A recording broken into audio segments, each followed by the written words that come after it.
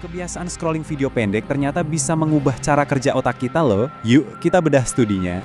Pernah kan ngerasa susah fokus abis scroll? Ternyata kamu nggak sendirian, ada penjelasan ilmiahnya. Platform-platform ini udah jadi bagian dari hidup kita sehari-hari ya. Buat hiburan, sampai cari info. Nah, pertanyaannya, apa sih efeknya ke otak kita? Sebuah studi baru coba menjawab ini. Para peneliti pakai scan otak EEG buat ngintip langsung apa yang terjadi di dalam otak. Jadi prosesnya itu ada survei, rekam aktivitas otak, sama ada satu tes fokus khusus. Mereka pakai Attention Network Test atau ANT, ini buat ngukur gimana otak kita ngadepin distraksi. Nah, tes ini ngukur yang namanya kontrol eksekutif. Anggap aja ini CEO-nya otak kita. Terus hasilnya gimana? Ternyata cukup mengejutkan. Ada perbedaan besar antara perilaku dan aktivitas otak. Jadi di tesnya sih performa mereka kelihatan oke-oke aja.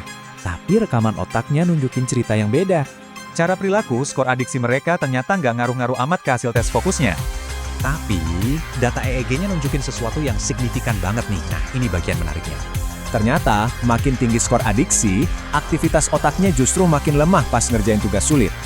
Grafik ini nunjukin jelas banget. Skor adiksi naik, aktivitas di otak bagian depan malah turun. Dan peta otak ini mastiin penurunannya terjadi di korteks prefrontal, tepat di pusat CEO otak kita. Artinya, dampaknya ini bukan cuma soal kebiasaan, tapi udah sampai ke level fungsi otak. Terus, ngaruh nggak sih perubahan di otak ini ke kontrol diri kita di kehidupan sehari-hari? Dan jawabannya, iya. Studi ini juga nemuin hubungan negatif antara adiksi dan kontrol diri. Angka ini nunjukin, makin tinggi kecenderungan adiksi, skor kontrol dirinya makin rendah. Jelas banget hubungannya. Singkatnya, peneliti bilang kebiasaan ini berpotensi melemahkan kontrol diri dan fungsi CEO otak kita. Kok bisa gitu ya? Nah, kemungkinan besar jawabannya ada di jenis kontennya itu sendiri. Video pendek itu kan sangat stimulatif, tapi nggak butuh banyak mikir. Ini mungkin menekan fungsi otak yang lebih tinggi.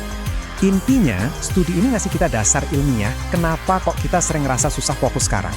Ini jadi bahan renungan buat kita. Gimana caranya kita bisa lebih bijak pakai media sosial demi kesehatan otak.